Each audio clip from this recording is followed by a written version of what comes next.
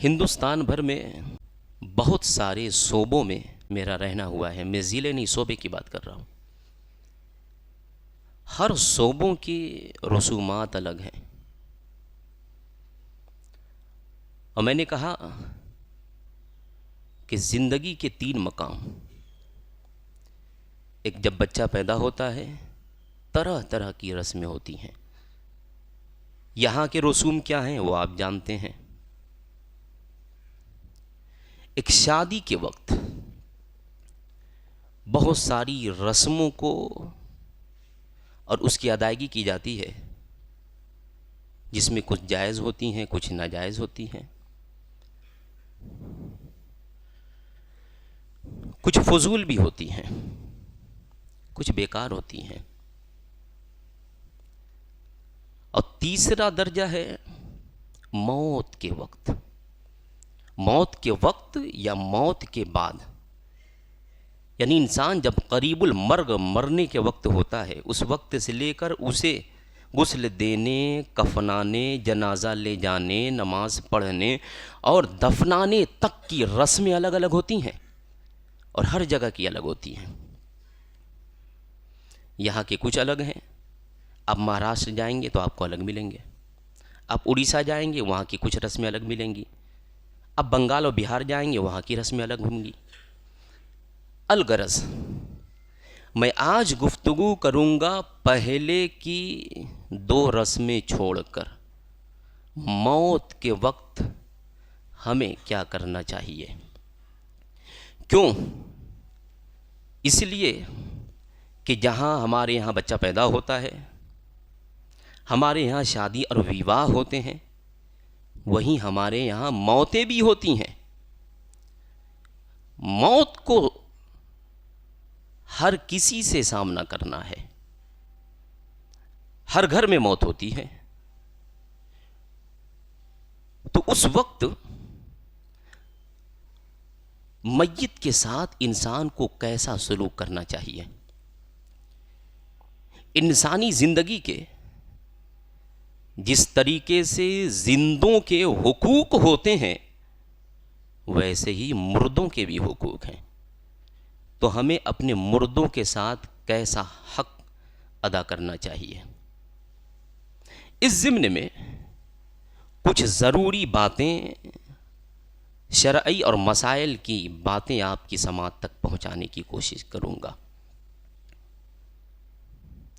मेरे आका करीम सल्लल्लाहु ताला अलैहि वसल्लम ने इरशाद फरमाया, मौत को याद करो, मौत की तमन्ना न करो।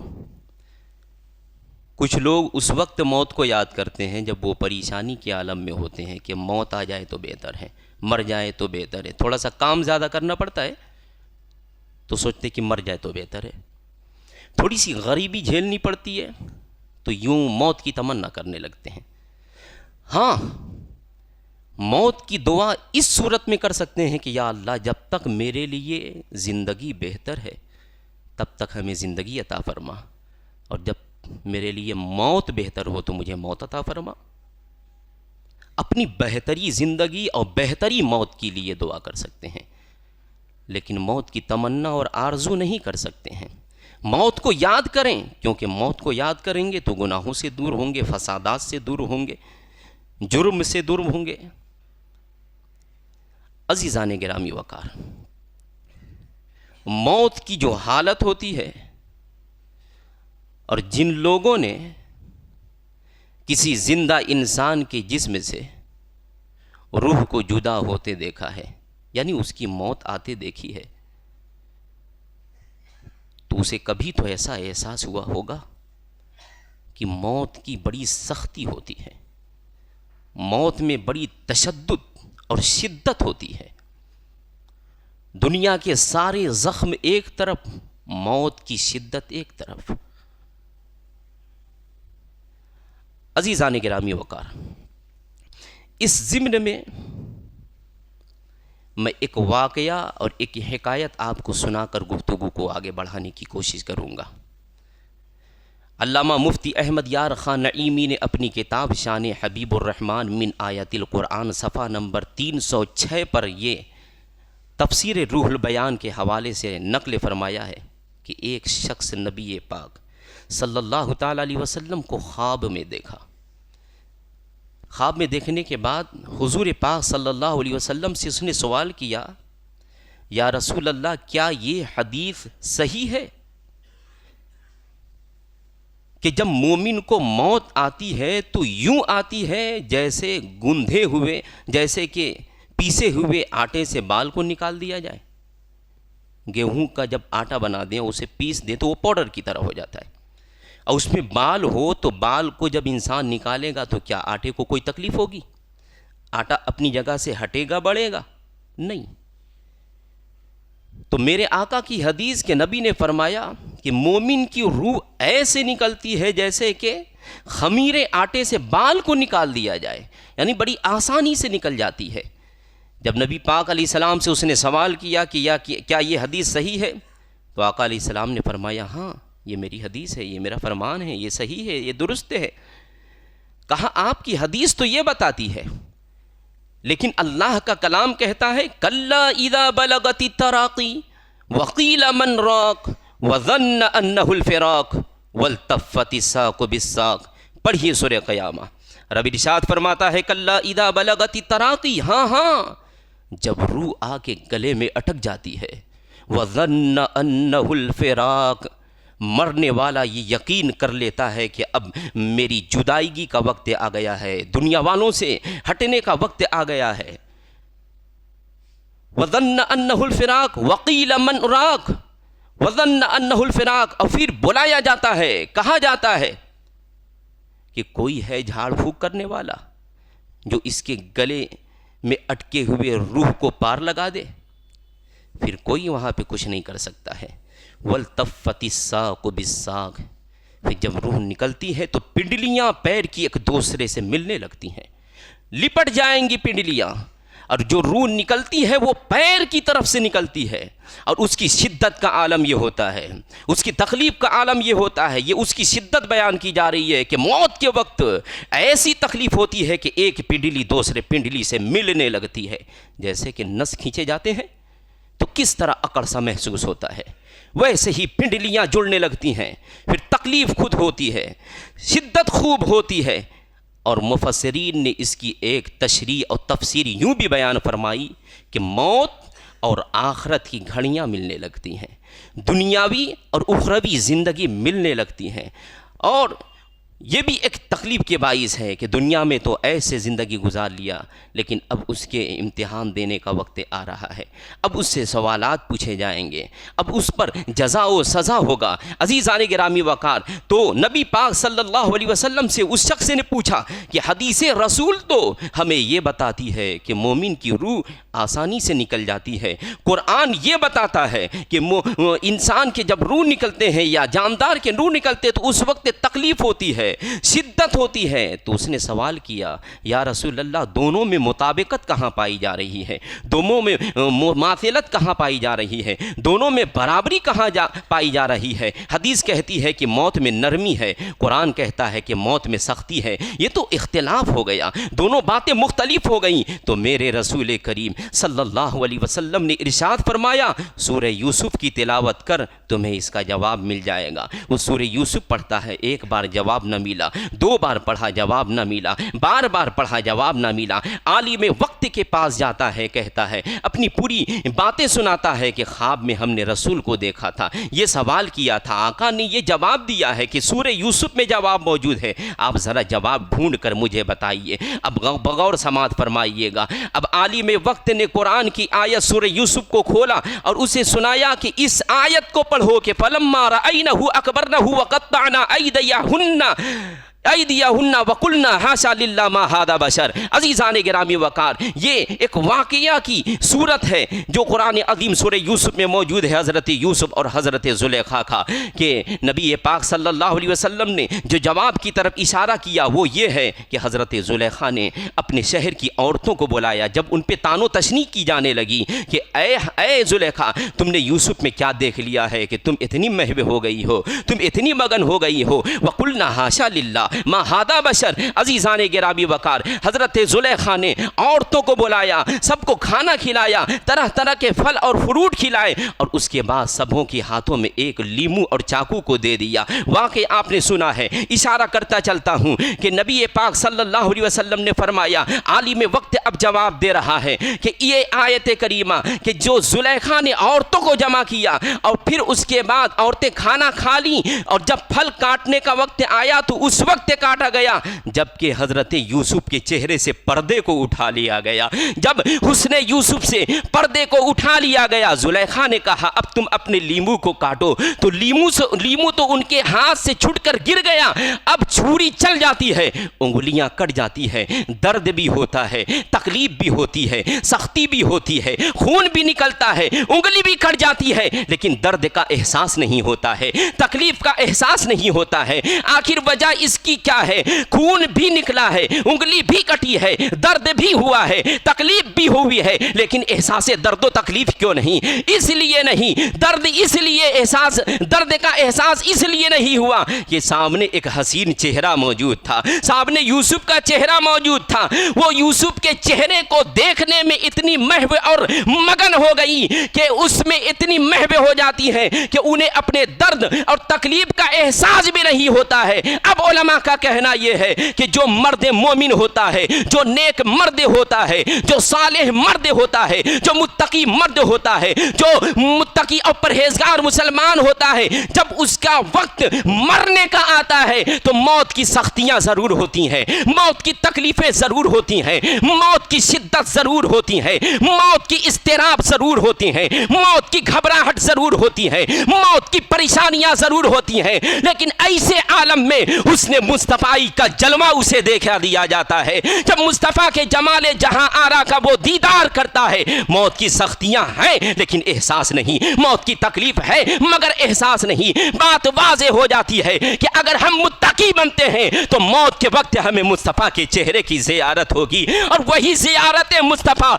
वही चेहरे जमाले मुस्तफ़ा की ज़ियारत हमारे मौत की आसानियां बन जाएंगी। तो एक तरफ कुरान का कलाम भी सही, अल्लाह का फरमान भी सही, नबी का फरमान भी सही, दोनों अपनी जगह सही है। बात सिर्फ एहसास की है कि मुस्तफ़ा के चेहरे को देखने वाला अपनी मौत, अपनी जानें भी दे देता है, अपनी जानें भी कुर्बान कर देता है, लेकिन एहसास नहीं होता है। देख लो अरब के मर्दों को, मेरे इमाम कहते हैं उसने यूसुफ पे कटी मिस्र में अंगुश्ते जना, सर कटाते हैं तेरे नाम पे मर्दाने अरब। वो मुस्तफ़ा अलैहिस्सलाम का हुस्न है कि जिनके हुस्न को देखकर अरब के मर्दों ने अपनी गर्दनें कटा बैठी, लेकिन उन्हें उस गर्दन कटाने का एहसास भी नहीं हुआ। इसलिए मौत को याद करो, अपनी जिंदगी को आसान बनाओ, वो जिंदगी जो तुम्हें कब्र में काम आए, वो जिंदगी जो तुम्हें हश्र में काम आए, वो जिंदगी जो तुम्हें क़यामत में काम आए, वो जिंदगी जो तुम्हें नश्र में काम आए, वो जिंदगी जो तुम्हें क़यामत के हौलनाकियों में काम आ सके। और वो जिंदगी कौन सी जिंदगी है? वो जिंदगी जो निज़ाम मुस्तफ़ा के मुताबिक चले, वो कब्र में आएगी, काम आएगी। वो जिंदगी जो निज़ाम मुस्तफ़ा के उसूल के मुताबिक चले, वो दुनिया में भी कामयाब और आखिरत में भी कामयाब होगी। अज़ीज़ान गिरामी वकार, तो एक इंसान है जो एक ज़िंदगी गुजारता है, फिर उसके मौत का वक्त करीब आ जाता है। मौत के वक्त जब करीब आते हैं तो उसकी कुछ निशानियाँ और उसकी कुछ अलामतें पाई जाती हैं। तो वो निशानियाँ और वो अलामतें आप सुने और यहाँ से बगौर गुफ्तगू आप समात फरमाएं। वो इसलिए कि हम सब के घर ऐसी नौबत और ऐसी घड़ियाँ आती हैं, और कभी तो ऐसा होता है कि इन मसाइल से नावाकिफियत की बुनियाद पर मुर्दे के हुकूक को, मैयत के हुकूक को अदा नहीं किया जाता है और फिर उसे तकलीफ़ होती है। और वो हुकूक क्या हैं आप बगौर समात फरमाएं। जब करीबुल मर्ग इंसान यानी मौत के जो करीब है, एकदम जब करीब हो जाता है, रूह निकलने वाली होती, जाकुनी का आलम आ जाता है, तो उसकी नाक टेढ़ी हो जाती है। ये उसकी अलामत है। चंद साअत पहले या चंद मिनट पहले या चंद घड़ियाँ पहले उसकी नाक थोड़ी सी झुक जाती है और साथ ही उसकी कंपटी जो होती है ना, वो नीचे आ जाती है, यानी धंस जाती, अंदर चली जाती है। उसके अलावा और भी निशानियां हैं। ये नहीं कि सब निशानियां एक साथ पाई जाएं। किसी की ऐसी हो सकती हैं और पैर बिल्कुल ठंडे भी पड़ जाते हैं और रंग नीले होने लगते हैं। ये भी ज़रूरी नहीं कि सबके साथ ऐसे हो, ये कुछ निशानियां हैं, किसी के साथ ये हो, किसी के साथ वो हो, किसी के साथ वो हो। जब तुम देखो कि ये निशानियां पाई जा रही हैं तो सबसे पहले उस वक्त मुर्दे के साथ क्या करना चाहिए, यानी करीबुल मर्ग इंसान के साथ उस वक्त क्या करना चाहिए, उसका रुख किबला की तरफ करना चाहिए। और किबला की तरफ रुख करने के दो तरीके हैं। एक तरीका तो ये है कि जिस तरह कब्र में लिटाते हैं उस तरह लिटाने के बाद उसको दाएं करवट पर लिटा दें। दाएं करवट पर लिटाएंगे तो उसका मुंह किबला की तरफ हो जाएगा। और दूसरा तरीका यह है कि उसका सर पूरब की तरफ कर दें और पैर पश्चिम की तरफ कर दें। आप ये ना समझें कि पैर पश्चिम की तरफ बोल रहे हैं। तीन सूरत में इंसान को पश्चिम की तरफ पैर करने की इजाज़त है, जायज़ है। एक वो बीमार जो बिल्कुल उठ न सकता हो, बैठ भी न सकता हो, तो उसे लेट कर नमाज़ पढ़ने की इजाज़त है, जायज़ है। तो वो लेट कर नमाज़ पढ़ेगा तो पैर किधर करेगा, पूरब की तरफ, पश्चिम की तरफ, उत्तर की तरफ कि दक्षिण की तरफ। तो पैर हमें नहीं देखना है, हमें रुख देखना है। और रुख उस बीमार का किस सूरत में किबला की तरफ होगा, जब उसका पैर किबला की तरफ होगा। लेकिन ऐसी सूरत में कदरे थोड़ी सी उसके सर को ऊपर उठा दिया जाए ताकि किबला की तरफ उसका रुख हो जाए। अगर कहीं बड़ी गुंजाइश नहीं होती है, छोटे कमरे होते हैं और बड़ा मुश्किल हो जाता है, तो फिर जिस तरीके से उसको रखना है रख सकते हैं। अज़ीज़ान गिरामी वक़ार, तो ये उसको इस तरह करने के बाद दूसरा काम ये करना है कि तलकीन कलमा करना है। कलमा तैयबा का तलकीन करना है। तलकीन का मतलब क्या होता है? तलकीन का मतलब ये होता है कि अशहदु अल्ला इलाहा इल्लल्लाह व अशहदु अन्ना मुहम्मदन रसूलुल्लाह, ये पढ़े, खुद पढ़े, चंद लोग बुलंद आवाज़ से पढ़ें और पढ़ने वाले मुत्तकी हों, परहेजगार हों, अच्छे हों, नेक हों, साले हों। और अगर इस तरह नहीं मिल रहे हैं तो जो वहाँ पे मौजूद हों अच्छे अंदाज में सिर्फ पढ़ें बुलंद आवाज़ से कि आवाज़ उस तक मरने वाले इंसान की तरफ पहुँच जाए, तो वो सुनेगा, सुन के वो कलमा पढ़ेगा। और जब पढ़ ले एक मरतबा कलमा शरीफ तो फिर दोबारा तलकीन न करे, खामोश हो जाए। तलकीन का मतलब यही है कि पढ़े, उसे हुक्म नहीं देना है कि कलमा शरीफ पढ़ लो, कलमा शरीफ पढ़ लो, क्योंकि वो उस वक्त शिद्दत की हालत में होता है। बसा औकात इंसान अपनी अक्लें उस वक्त खो बैठता है और वो क्या बोल रहा है, कैसे बोल रहा है, फिर वो खुद नहीं जानता। यही वजह है कि उस वक्त में जाकुनी की आलम में कोई कलमे कुफ्र भी बोल दे तो उसके ऊपर फतवा कुफ्र नहीं लगाया जाएगा, क्योंकि हो सकता है कि वो अपने होशो हवास में ना हो सकता है कि वो अपनी अक्लें खो बैठा हो सकता है कि वो इस्तराब और परेशानी के आलम में कुछ कहना चाह रहा हो लेकिन पूरा कह ना पा रहा हो, और सुनने वाला ये समझता हो कि ये कलमे कुफ्र कह दिया, इसलिए उसके ऊपर उस वक्त कुफ्र का फतवा नहीं लगाया जा सकता है। सवाल हुआ था, मुझसे सवाल भी हुआ इसके मुताल्लिक कि कहीं मैयत पड़ गई, इंतकाल अगर हो गया या फिर इंतकाल होने वाला है, करीबुल मर्ग इंसान है, तो उस वक्त वहाँ पे नापाक औरत और नापाक मर्दों का जाना कैसा है। ये बज़ाहिर बड़ी आम सी बातें हैं, लेकिन उस वक्त इंसान कुछ नहीं, अगर नापाक भी है तो बस चल देता है, जाकर बैठ देता है, वहाँ पे कुछ भी करने लगता है। अज़ीज़ान गिरामियों का बड़ी रस्में होती हैं, बड़ी रस्मों को देखा जाता है, बड़ी रस्मों को सुना जाता है। तो मैयत के पास वो औरत जो हैज़ और निफास की हालत में है वो जा सकती है। हैज़ यानी जो माहवारी खून और एमसीयू से आते हैं, तो वो अय्याम अगर चल रहे हैं तो वो जा सकती है। निफास बच्चा पैदा होने के बाद 40 दिन तक जो खून आते हैं, ये ज़रूरी नहीं कि 40 ही दिन तक आए, 30 दिन तक भी आ सकता है, 20 दिन के बाद भी ख़त्म हो सकता है। 40 दिन तक आखिरी उसकी आखिरी इद्दत है। तो जो 40 दिन तक खून आता है उसे निफास कहते हैं। तो अब किसी के यहाँ पैदाइश हुई, कोई औरत ने बच्चा दिया, फिर उसके बाद 20 दिन के बाद किसी का इंतकाल हुआ, तो वो जा सकती है। अगर खून अब भी आ रहे हैं तब भी जा सकती है।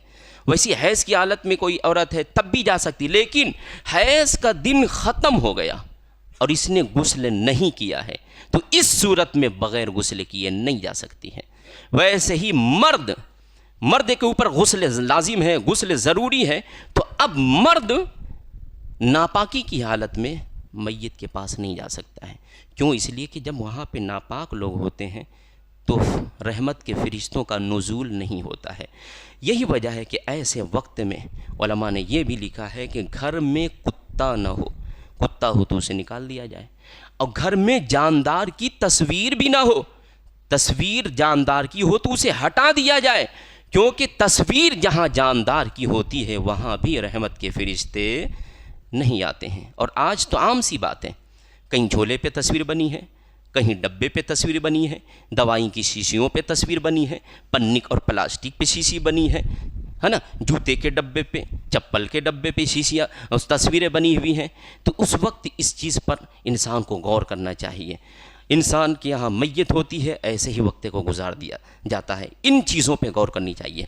अब अगर अभी तो तलकीन की बात थी और कुछ बातें थीं, उसके बाद उसकी जान अगर आके गले पे अटक जाए, कलमा शरीफ पढ़ लिया तब भी तलकीन बंद कर दे, और गले पे जान आके अटक जाए, यहाँ पे जान आके अटक जाती है, पैर की जानिब से रूह निकलती है, घुटने तक रूह निकलती है, कभी रानों तक रूह निकल जाती है, पेट तक निकल जाती है, सीने तक निकल जाती है, आके गले पे रूह कल्ला इदा बलगती तराकी, यही है कि गले पे आके रूह अटक जाती है। अब गले पे रूह अटक जाती है तो मरने वाले इंसान को तकलीफ़ होती है, बड़ी पूरा जिस्म काम नहीं करता है, पूरा ठंडा पड़ा है, हाथ उठाएंगे ऐसे गिर जाएगा, पैर उठाएंगे ऐसे गिर जाएगा। तो ऐसी हालत में क्या करना है? और इससे पहले भी ये काम कर सकते हैं कि हुजूर पाक सल्लल्लाहु अलैहि वसल्लम ने इरशाद फरमाया कि करीबुल मर्ग, इंसान के सामने सूरह यासीन की तिलावत की जाए। सूरह यासीन शरीफ अगर पढ़ दिया जाए तो उसकी रूह आसानी से निकल जाती है, और अगर उसके मौत का वक्त करीब नहीं होता है तो इस यासीन शरीफ की बरकत से अल्लाह उसे शिफा अता फरमा देता है। अज़ीज़ान गिरामी वक़ार, तो सूरह यासीन शरीफ पढ़वाया जाए। हमारे यहाँ तो वावेला मचा दिया जाता है, करीबुल मर्ग इंसान खुद घबराता है, इंसान उसको भी घबरवा देता है, और फिर इस चीज़ की तो किसी को याद ही नहीं होती है, हाजत ही नहीं महसूस होती कि सूरह यासीन पढ़ा दिया जाए। गले पे रूह अटक जाती है तो ये भी ज़रूरी नहीं कि 5-10 मिनट में रूह निकल जाएगी, आके गले पे अटकी है तो जल्दी से निकल जाएगी, नहीं।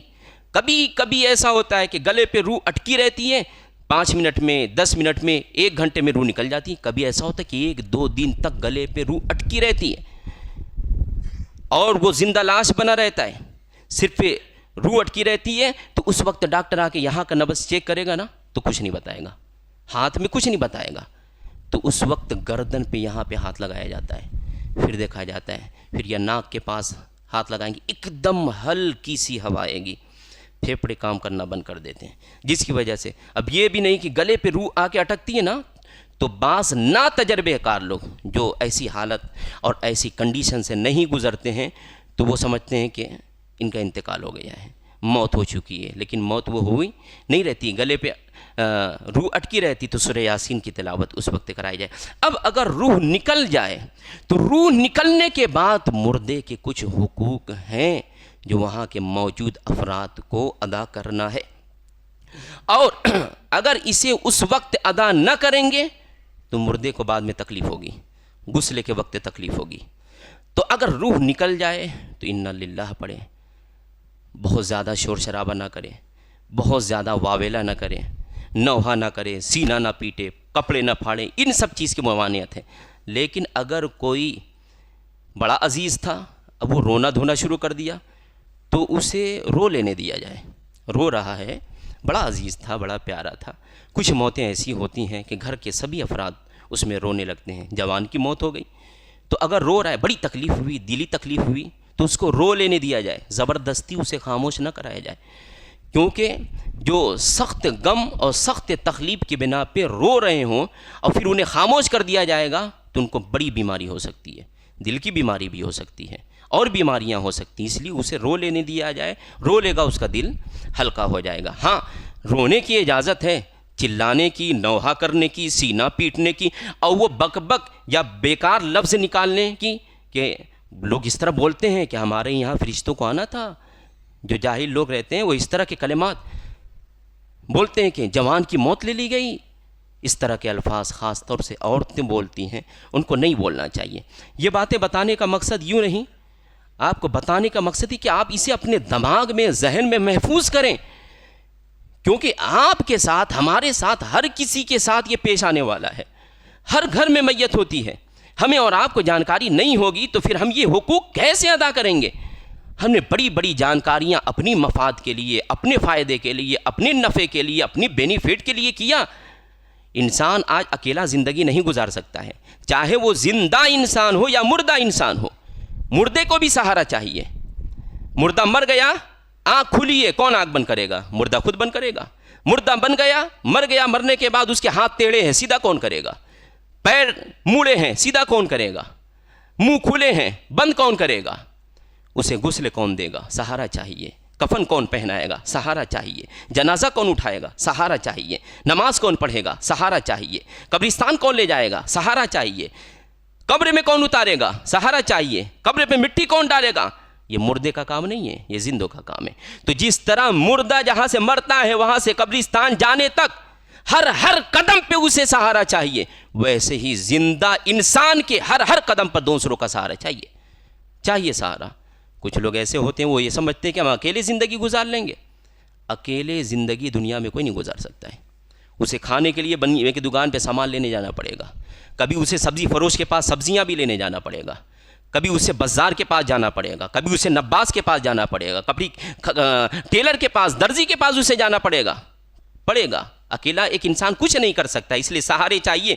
जिंदों को भी सहारा चाहिए, मुर्दों को भी सहारा चाहिए। अब अगर रूह निकल जाए तो रूह निकलने के बाद जो काम है वो ये है कि सबसे पहले उसकी आंख बंद कर ली जाए। आंख खुली हो तो, कुछ की आंख खुली नहीं रहती, बंद है तो अच्छी बात है। और मुंह खुला हो या ना खुला हो, एक चौड़ी पट्टी यहाँ नीचे, थोड़ी के नीचे से लेकर इस तरह बांध दिया जाए सर पे। अगर नहीं बांधेंगे तो मुंह खुल जाएगा, फिर दिक्कत गुस्ले के वक्त होगी। चेहरे पे पानी डालेंगे, मुंह में पानी चला जाएगा। गुस्ले का तरीका भी मैं बताऊंगा अगर वक्त रहा तो सबसे पहले आंख बंद कर ली है, हाथ और पैर को सीधा भी करना है, उनकी उंगलियां भी सीधी करनी है। अगर उंगलियां बंद हो तो उसे खोल दें, और ये काम जल्द करना है, उसी वक्त करना है। और ये काम वो करे जो सबसे अच्छे अंदाज में कर लेता हो कि मैयत की तकलीफ ना हो। ये देखिए कितना मैयत को भी कितना मकाम दिया गया है, जो बड़ी नरमी से कर सकता हो, बड़े आराम से कर सकता हो, बड़े सुकून व इत्मीनान से, बड़े प्यार से, उसके अजीज़ों में से जो हो वो ये काम करे तो वो बड़े प्यार से करेगा। उससे मोहब्बत करने वाला, उसका अजीज़ जो हो वो ये काम करे तो वो बड़ी अकीदत और मोहब्बत से करेगा। तो उसके हाथ को खोल दिया जाए। बाज़ लोग और बाज़ जगहों पे ऐसा होता है, वो ये समझते हैं कि मुर्दे के हाथ को नाफ के नीचे रखना पड़ता है, जैसे नमाज में इस तरह रखवा देते हैं। नहीं, या सीने पे रखना पड़ता है। सीने पे रखना ये तो गैर मुस्लिमों और हिंदुओं का तरीका है, नहीं रखना चाहिए सीने पे, बल्कि पहलू में इस तरह हाथ को कर दिया जाए, इस तरीके से, और खोल दिया जाए। और अगर ऐसा हो कि मैयत को दफनाने के मामले में अभी टाइम बहुत ज़्यादा है और ऐसा लगे कि पेट फूलने का अंदेशा है, तो पेट पर गीली मिट्टी रख दी जाए ताकि पेट दबा रहे, या कोई हल्का फुल्का लोहे का सामान रख दिया जाए, इतना भी भारी नहीं कि उसे तकलीफ़ हो, ये कि पेट बस फूले ना। और पैर को बांध दिया जाए, नहीं बांधेंगे अकड़ कर फैल जाएगा पैर। और बांधने का तरीका ये है कि पैर को इस तरह सीधा किया जाए, ये हाथ है ना, इसे आप पैर समझे। इस तरह सीधा करने के बाद अंगूठा जो इस तरह खड़ा रहेगा ना, अंगूठे में इधर और इधर पट्टी पहना के इस तरह बांध दिया जाए, समझे। और अगर इस तरह मुश्किल समझ में आता हो तो पंजे पर से इस तरह बांध दें, और सिर्फ नीचे आके, नीचे की जो नल्ली है, पिंडली के नीचे जो नल्ली है, नल्ली पे ना बांधा जाए। नल्ली बांधेंगे पैर इसे चिढ़ जाएगा, पंजा ऐसा हो जाएगा। पंजे के अंगूठे को, दोनों अंगूठे को इस तरह मिला दिया जाए, वरना फिर गुस्ले के वक्त दिक्कत होगी। अजीज़ान गिरामी वक़ार है, ये चंद चीज़ें, हो सकता है कि कुछ चीज़ें मेरे जहन में ना हो, मैं ना बता सका हूँ, तो ये उस वक्त की चंद चीज़ें हैं। और किबला की तरफ उसके गर्दन को फेर दिया जाए, किबला की तरफ गर्दन को उसके फेर दिया जाए। और एक बहुत बड़ी गलती होती है, बहुत बड़ी गलती होती है, और मुझको तो लगता है कि ये 80% हो जाती है। जो बेड पर इंतकाल कर जाते हैं ना, अपनी बिस्तर पे जो इंतकाल कर जाते हैं, तो उनके सर के नीचे तकिया होता है, तकिए को हटा दिया जाए। अगर उस वक्त आपने तकिए को नहीं हटाया, घंटा 2 घंटे के बाद हटाया ना, तो उसका सर ऐसी टेढ़ा रह जाएगा। अब फिर सर को नीचे करेंगे तो उसमें तकलीफ होगी, मुंह खुल जाएगा, और फिर उसे मुंह को बंद करना ये भी एक मुश्किल मरहला हो सकता है। तो ये हाथ पैर सीधा करना, आँख को बंद करना, ये सब उसी वक्त करना है, वरना बाद में बड़ी दिक्कत और तकलीफ़ों का सामना करना पड़ेगा। अब उसके बाद जब मय्यत की इन हुकूक को अदा कर लिया जाए तो नंबर आता है गुस्ल का। आज जानते हैं हम तो गुस्ल करते हैं, 1-2 दिन पे गुस्ल कर लेते हैं, लेकिन मय्यत के गुस्ल की बात आती है, हमको मय्यत को गुस्ल देना नहीं आता है, हमको मय्यत को गुस्ल देने का तरीका नहीं पता है। आपके घर मय्यत हो या हमारे घर मय्यत हो, मय्यत को गुस्ल वो दे जो उसका करीबी रिश्तेदार है। बेटा है तो बाप दे, भाई दे, चचा दे, घर का अफराद दे, कोई दूसरा भी दे सकता है। क्योंकि हमारे यहाँ ऐसा होता है कि मैं जहाँ तक समझता हूँ 90% लोग की ज़ुबान पे ये रहता है कि हमें मय्यत को गुस्ल देना नहीं आता है, ये रहता है। बाज़ लोग बहुत परेशान होते हैं, इधर उधर फ़ोन करते हैं, मय्यत को गुस्ल देने का तरीका पूछते हैं या बुलाते हैं कि आप थोड़ी आ जाओ। ठीक है, मय्यत को गुस्ल देने की फ़जीलत भी हदीस रसूल में बहुत आई है। मेरे आका करीम सल्लल्लाहु ताला अलैहि वसल्लम ने इरशाद फरमाया, जो मुसलमान मय्यत को गुस्ल देता है अल्लाह उसके 40 बड़े गुनाह को माफ़ फरमा देता है। फिर मेरे आका का फरमान के रसूल पाक सल्लल्लाहु अलैहि वसल्लम ने फरमाया, जो मुसलमान मय्यत को गुस्ल देता है अल्लाह उसे 40 मरतबा उसकी बख्शिश फरमाएगा, 40 मरतबा उसकी मगफिरत फरमाएगा। फिर मेरे आका का फरमान कि हुजूर इरशाद फरमाते हैं, जो मुसलमान मय्यत को गुस्ल दे, चाहे मर्द हो या औरत, मर्द को, औरत को दे, मुसलमान मय्यत को जो गुस्ल दे तो वो ऐसे गुनाह से पाक हो जाता है कि जैसे अभी अपनी माँ के पेट से जन्म लिया हो। इतना बड़ा मकाम गुस्ल देने वाले का है, मय्यत को गुस्ल देने वाले का है। आका करीम सल्लल्लाहु ताला अलैहि वसल्लम की हदीस है, नबी अकरम सैयद आलम सल्लल्लाहु ताला अलैहि वसल्लम एक जवान के पास गए जो एकदम मरने के करीब था।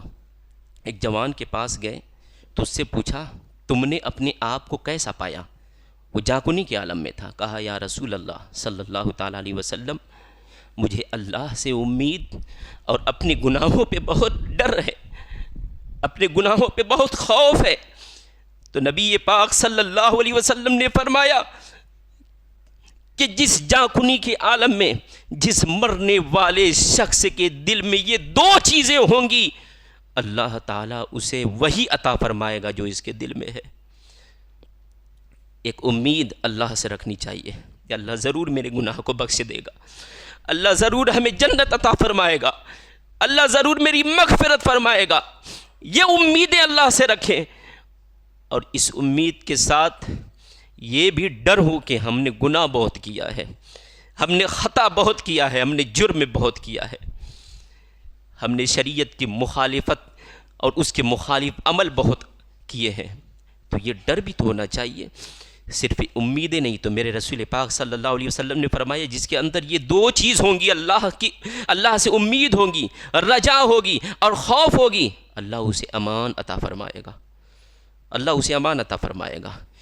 वो चीज़ उसे अता फरमाएगा जिस चीज़ की वो उम्मीद करता था, और उस चीज़ से अमन में रखेगा जिस चीज़ से उसे खौफ था, जिस चीज़ से उसे डर था। यानी जहन्नम से अमान अता फरमा देगा, नार से अमान अता फरमाएगा। और फिर जानते हो मेरे रब ने इरशाद फरमाया है, मेरे करीम रब ने इरशाद फरमाया, मेरे करीम रब का फरमान है, उस रब का फरमान है जिसने हमें पैदा किया है, उस रब का फरमान है जो हमें रिज़्क देता है, उस रब का फरमान है जिसने हमें ज़िंदगी अता फरमाई है, उस रब का फरमान है। ज़रा ये फरमान तो देखो कि मेरा वो करीम क्या फरमा रहा है।